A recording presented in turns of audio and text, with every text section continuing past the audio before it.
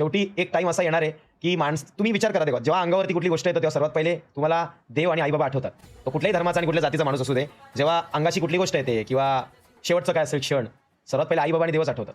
आजच्या तारखेला तुम्ही किती पैसे कमवा, किती प्रोग्रेस करा, काहीही करा, किती डेव्हलपमेंट करा, पण कुठेतरी ना तुम्हाला एक असा पॉज येणार माइंडला आणि तो पॉज भरून काढण्यासाठी देव लागतो. देव लागतो, अध्यात्म लागतो. खूप महत्त्वाचं आहे ते. ते नसेल तर आपण खूप क्रूर होऊ. आपल्या माणसाच्या मध्ये ना, माणसामध्ये सूर असुर दोघं आहेत. जर देवापासून लांब गेलो, तर असुर जागा होतो आणि आसुरी कृत्य करायची वेळ येते. ते तुम्ही बघितलंच असेल, की ते त्या फाईल्स-बिल्स म्हणा किंवा काय, किती असुरी लोकं आहेत ही. देवाजवळ राहा भावनो. खूप गरजेचं आहे. म्हणून मी नेहमी सांगतो, की महाराजांचे विचार फक्त जर तुमच्याकडे आले, तरी तुम्ही कायम एक माणूस म्हणून खूप सुंदर लाईफ जगाल आणि लोकांना माणुसकी शिकवाल. हे फार महत्त्वाचं आहे. देवाजवळ राहा. तुम्ही कुठल्याही जातीचे असो. तुम्ही हिंदू असो, मुस्लिम असो, सिख असो, कोणीही असो तुम्ही. देवाला सोडू नका. तुम्हाला खूप इन्फ्लुअन्स केलं जाईल आसपास, की काय ठेवलंय देवामध्ये? देवाने कोणाचं भलं केलंय का? हे केलंय का? देवानी कोणाचं भलं करायचं हे घेतलेलं नाहीये.